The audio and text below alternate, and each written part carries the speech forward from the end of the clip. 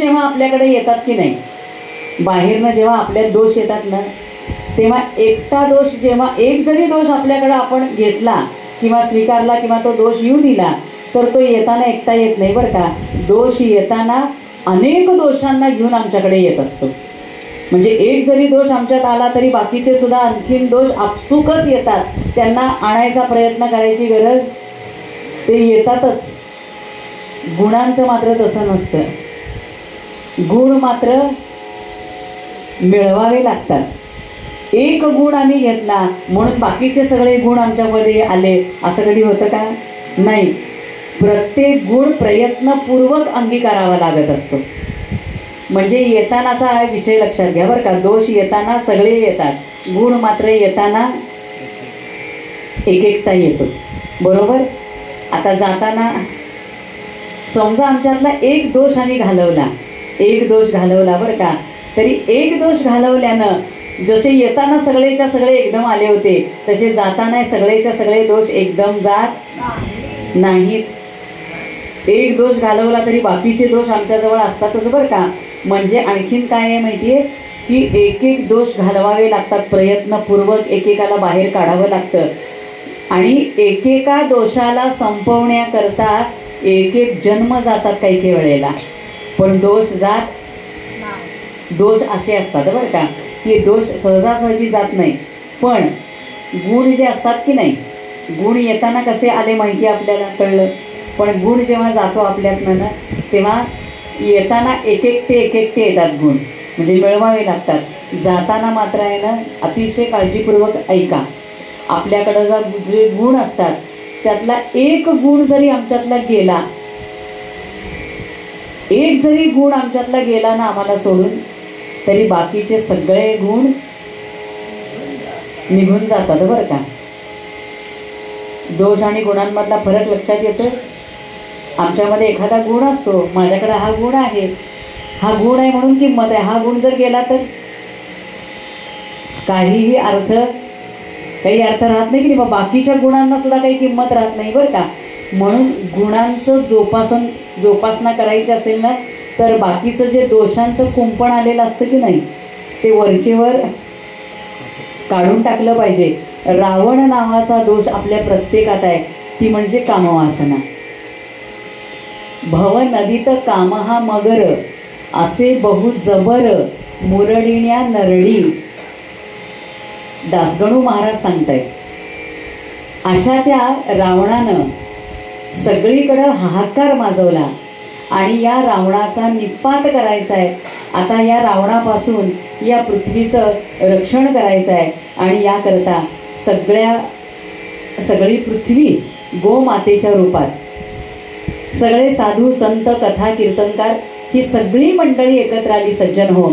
आणि या सगळ्यांनी भगवान विष्णूंना प्रार्थना करायला सुरुवात केली की हे भगवंता, त्या रावणाधिक खळ दुर्गद भारी गो सज्जन जन पाहुनी मारी. त्या रावण आणि त्या कुंभकर्णानं या पृथ्वीवरती हाहाकार माजवलाय, यांच्यापासून आमची सुटका करा. सगळ्यांनी प्रार्थना केली आणि ती प्रार्थना भगवंतांनी ऐकली. उत्तर दिलं की अयोध्येचा राजा दशरथ, या दशरथाच्या पोटी मी अवतार घेईन. कथा ठाऊक आहे सगळ्यांना. दशरथाच्या पोटी मी अवतार घेईन आणि तुम्ही सगळे जे आहात की नाही, त्या माझ्या अवतार कार्यामध्ये तुम्ही सगळेजण वानर म्हणून जन्माला या आणि माझ्या कार्यामध्ये मला तुम्ही सहाय्य करा. वानर म्हणून जन्माला या. मी स्वतः दशरथाच्या पोटी जन्म घेतो. माझ्या अवतार कार्यामध्ये हा शेषही सहभागी होईल आणि तुम्ही सगळे वानर म्हणून जन्माला या. विचार करा सज्जन हो, प्रभू भगवंतांनी आहे ना आपल्या अवतार कार्यामध्ये सोबतीला, कार्याच्या मदतीला माणसाला बोलवलं नाही, वानरांना बोलवलं. म्हणजे वानर रूपामध्ये बोलवलं बरं का, पण माणसाच्या रूपात नाही बोलवलं, कारण मनुष्य कधीही दगा देऊ शकतो. भगवंतांनी अवतार घेतला दशरथाच्या पोटी. प्रत्यक्ष भगवंतांनी अवतार घेतला. या कौसल्याच्या पोटी पुत्र कामिष्ठी यज्ञ केलाय. त्या पुत्र कामेष्ठी यज्ञाचा समारोप झाला. प्रत्यक्ष यज्ञ नारायणाची स्वारी प्रकट झाली आणि दशरथा घे हे पायसदान. आता आवाज बसलाय बर का, त्यामुळे जास्त म्हणत नाही. तुझ्या यज्ञी मी प्रकट झालो, हा माझा सन्मान. दशरथा घे हे पायसदान. या यज्ञ नारायणांनी हा प्रसाद दशरथ राजाच्या हाती सुपूर्द केला. हा प्रसाद या तीनही राण्यांनी ग्रहण केला. कौसल्या, सुमित्रा आणि तिसरी धाकटी आणि लाडकी ती कैकेयी. या तिघींनी हा प्रसाद ग्रहण केला आणि त्या प्रसादाच्या योगे सज्जन हो या तिघी गर्भवती राहिल्या. याच्यामध्ये हनुमान जन्म सुद्धा येतो प्रत्यक्ष मारुतीरायांचा, विस्तार करून सांगत बसत नाही. तिघीही गर्भवती राहिल्या. 9 महिने 9 दिवस पूर्ण झाले आणि चैत्र महिना, चैत्र मास, नवमी तिथी, 2 प्रहरी कागशिरी सूर्य थांबला, राम जन्म लाग सखी.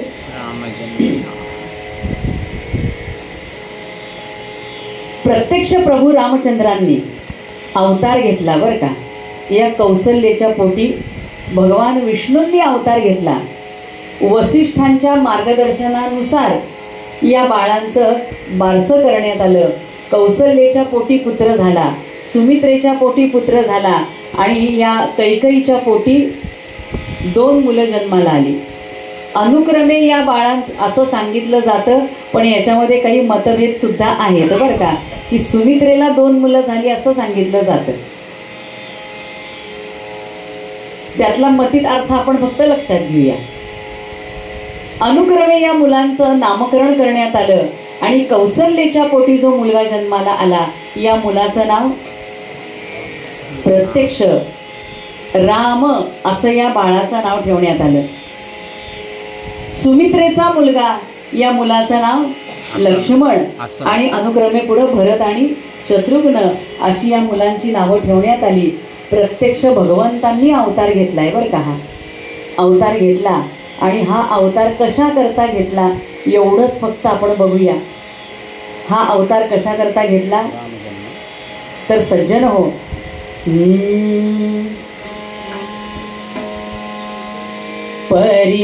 परित्राणाय साधूना,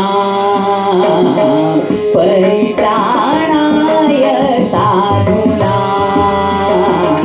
परित्राणाय साधूना, परित्राणाय साधूना.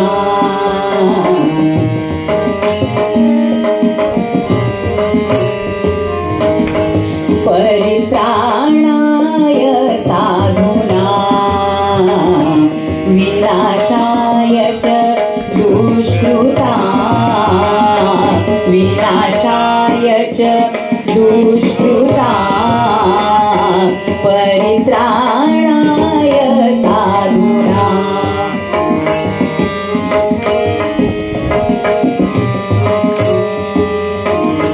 धर्म संस्थापनार्थाय, धर्म संस्थापनार्थाय, धर्म संस्थापनार्थाय संभवामि युगे युगे, संभवामि युगे युगे, परित्राणाय साधूना, परित्राणाय साधूना, परित्राणाय, परित्राणाय, परित्राणाय साधूना.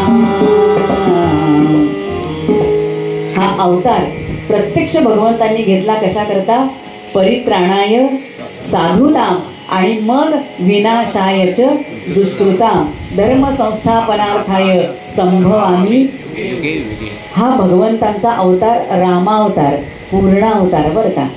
या अवताराबद्दल सगळ्यांना ठाऊक आहे हा अवतार कशा करता घेतला तर राक्षसांचा निपात आणि सज्जनांचं रक्षण. हा अवतार कसा आहे तर हा अनुकरणीय असा अवतार आहे. प्रभू रामचंद्र जे काही वागले की नाही, त्यांनी जे जे कार्य करून दाखवलं, जी कृती करून दाखवली ना, तसं सगळंच्या सगळं आपल्याला सुद्धा वागता येतं. प्रभू रामचंद्र हा अवतार कसा आहे तर अनुकरणीय आहे आणि त्या पद्धतीनं आपल्याला वागता आलं पाहिजे. राम आणि कृष्ण याच्यामधला फरक लक्षात घ्यायचं. जे सतत देत राहिले की नाही त्यांना राम असं म्हणतात आणि ज्यानं सगळं घेतलं त्यांना कृष्ण असं म्हणतात. जो घेतो बरं का तुमच्याकडचं सगळं, कर्षयती इति कृष्ण, हा आपल्याकडनं तो सगळं काढून घेतो, तो कोण? आणि जो सतत द्यायला शिकवतो तो कोण? राम. शाबास, एवढं कळलं तरी अख्खं कळलं. असा तो प्रभू रामचंद्र लहानाचे मोठे झाले आणि त्यांनी रावणाचा निपात केला. रावण याचा अर्थ कामवासना आणि कुंभकर्ण म्हणजे प्रमाद वृत्ती. राम नामानं काय होतं? रत्नजडित सिंहासन वरी शोभे रघुनंदन. आपल्या हृदयरूपी सिंहासनावरती जेव्हा प्रभू रामचंद्रांचा अवतार होतो म्हणजे नाम कोरलं जातं की नाही हृदयावरती, तेव्हा काय होतं तर सज्जन हो, या अयोध्या नगरीमध्ये असलेला रावण आणि कुंभकर्ण, या लंकेमध्ये असलेला रावण आणि कुंभकर्ण ठार मारला जातो बरं का. रावण म्हणजे काम आणि कुंभकर्ण म्हणजे प्रमाद वृत्ती, की ज्या दोन गोष्टी आम्हाला जीवनामध्ये अत्यंत घातक आहेत. अशा त्या प्रभू रामचंद्राचं अखंड नाम आणि कृती, नामाच्या जोडीला म्हणजे नामानं आम्ही तारून जातोच, बरोबर आहे की नाही. मगासपर्यंत आपण हे बघितलं की बाकी काही कळत नसलं तरी नाम घ्या आणि नाम घेतल्यानं काय होतं, नाम घेतल्यानं काय होतं तर न कळता पद अग्नीवरी पडे तरी दाह न करील ऐसे न घडे. रस्त्यावरून आम्ही चाललेलो आहे, आमच्या आधी कोणीतरी एक जण महाशय गेलेले आहेत आणि जाताना त्यांनी बिडी फुंकलेली आहे बरं का, सिगारेट. त्या सिगारेटचं जळकं थोटूक रस्त्यातच टाकले आणि तो माणूस पुढे निघून गेला. तो निघून गेला पण ते जळकं थोटूक रस्त्यात वाटेत पडलंय आणि मग आमच्यासारखं कोणीतरी मागून आलं. आम्हाला वर बघून चालायची सवय, खाली बघून चालायची सवय, मग आम्ही असे वर बघून चाललेलो अनवाणी होतो आणि चुकून आमचा पाय त्या जळक्या थोटुकावरती पडला. ते जळक आहे, आमचा पाय पडला. पडल्याबरोबर काय झालं, पडल्याबरोबर काय झालं, पायाला चटका बसला, बरोबर की नाही. चटका बसल्याबरोबर आम्ही पटकन पाय बाजूला काढला, आम्ही अशी साईडला आलो आणि मग आम्ही त्या जळक्या थोटुकाला म्हटलं आय एम एक्स्ट्रीमली सॉरी बरं का, लक्ष नव्हतं. असं जरी म्हटलं की माझं लक्ष नव्हतं, सॉरी, असं काही म्हणा, त्याला काही फरक पडणार आहे का? तुम्ही सॉरी म्हणा नाहीतर थँक्यू म्हणा, ते त्याचं काम करणारच आहे. जे कोणी त्याच्या संपर्कात जातं त्याला त्या अग्नीचा चटका बसतोच. अगदी तसं नामाचं आहे बरं का. जो कोणी त्याच्या संपर्कात जातो त्याला त्याची अनुभूती येते, त्याला त्याचा फायदा होतोच बरं का. हे नामाचं महात्म्य आहे, हे नामाचं महात्म्य आहे. मग विचार करा, सहज नाम घेतलं तर असा फायदा होतो. मग जाणीवपूर्वक श्रद्धायुक्त अंतःकरणानं अभ्यासू दृष्टिकोन ठेवून जर आपण निष्ठेनं जर नाम घेतलं तर काय होईल? आहात ना जागे? किती छान व्यवस्था केली गेली कथेमध्ये. छान मध्ये ब्रेक घ्यायचा. मग आमचा सागरदादा रोज सगळ्या इच्छापूर्ती करून नाम घेतोय बरं का आपण. तरी सुद्धा नामाचा आपल्याला अनुभव येतोय, अनुभूती येते. खरंच मनापासून व्रतस्थ राहून आपण जर नाम घेतलं तर त्याचा किती फायदा आहे. सुरेंद्र चंद्रशेखरू अखंड ध्यात से हरू म्हणा. सुरेंद्र चंद्रशेखरू अखंड ध्यात से हरू जनासी सांगतो कुणा श्रीराम राम हे म्हणा.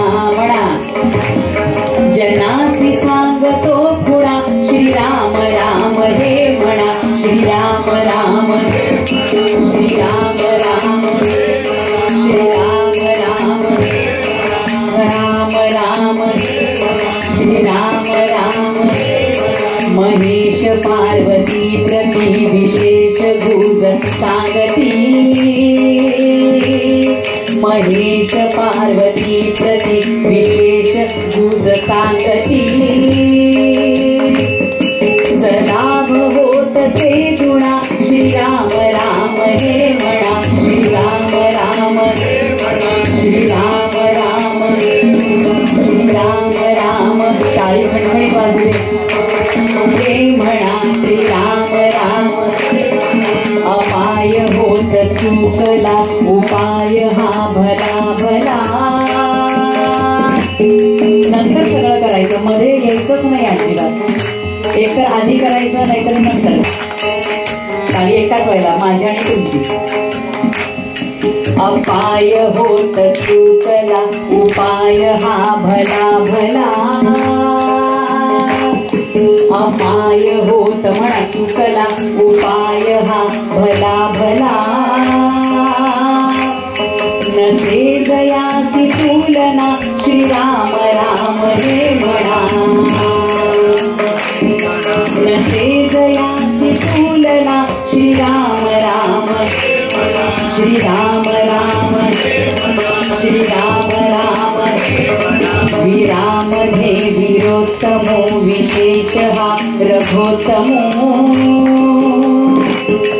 विरामध्ये वीरोत्तमो विशेष हा रघोत्तमो सकाम काम आकळा श्री राम राम हे म्हणा सकाम काम आकळा श्री राम राम हे म्हणा सकाम काम आकळा श्री राम राम हे म्हणा श्री राम राम श्री राम राम श्री राम राम श्री राम